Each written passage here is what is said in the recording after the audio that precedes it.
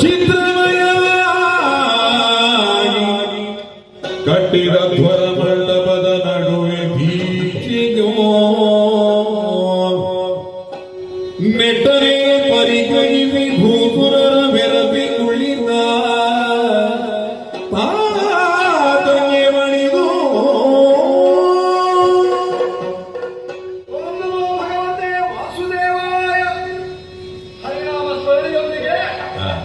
ದೀಕ್ಷಿತನಾಗಿ ಕುಳಿತುಕೊಂಡವ ನೆರೆದಂತಹ ಸಭೆಯನ್ನು ವೃತ್ತಿಜರನ್ನು ಬ್ರಾಹ್ಮಣರನ್ನು ಕಾಣುವಾಗ ಸಂತೋಷವಾಗುತ್ತಾ ಇದೆ ಸಂತೋಷವಾಗುತ್ತಾ ಇದೆ. ಧನ್ಯವಾದ.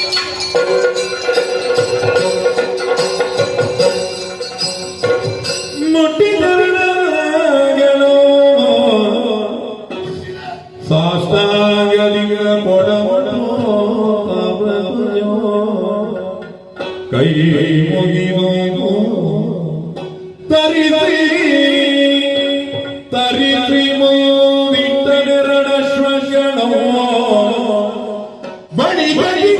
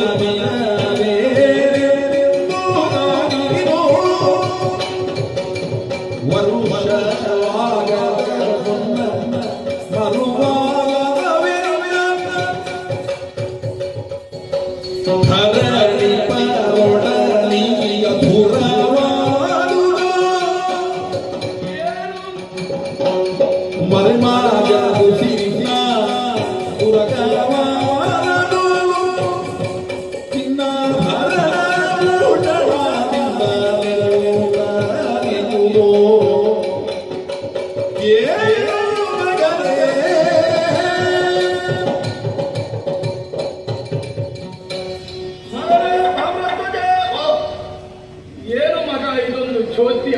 ಹೋಗುವಾಗ ಒಂದು ಕುದುರೆ ಇಲ್ಲ, ನೀವು ಎರಡು ಕುದುರೆ ಬಂದಿದೆ. ಸಮಸ್ತ ದೇವತೆಗಳನ್ನು ಸಹ ಆವಾಹಿಸಿ ಪೂಜಿಸಿ ಬಿಟ್ಟಂತ ಕುದುರೆಯನ್ನು ಬೆನ್ನಟ್ಟಿಕೊಂಡು ಬೆಂಬಲಿಸಿಕೊಂಡು ಹೋದರು. ಈಗ ನೋಡಿದರೆ 2 ವರ್ಷಗಳೊಂದಿಗೆ ಬಂದಿರುವೆ. ಇನ್ನು ಅವಧಿ ಪೂರ್ಣವಾಗಲಿಲ್ಲ.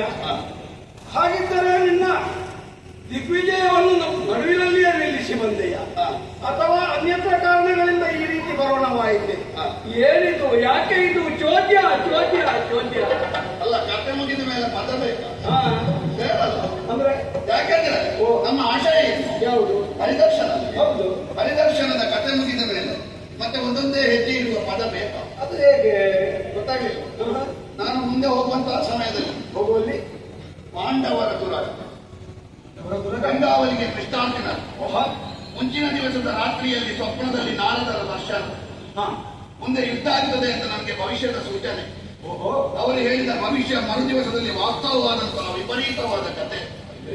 ಚಂಡಬಲ ಕರ್ಣಜ ಅನಿರುದ್ಧ ಸಾಲ್ವರು ಹಾಗೂ ಕೃಷ್ಣಾರ್ಜುನ ಇವರೊಂದಿಗೆ ಆದ ಹೋರಾಟದಲ್ಲಿ ಅವರು ಮೂರ್ಛೆ ತಪ್ಪಿಟ್ಟಿದ್ರು.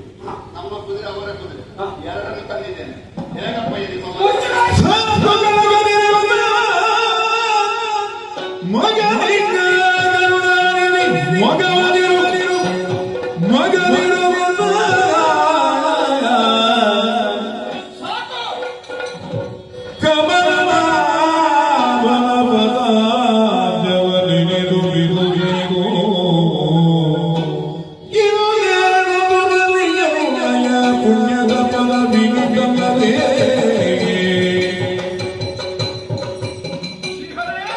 ಮುನ್ನೇಳ್ಮ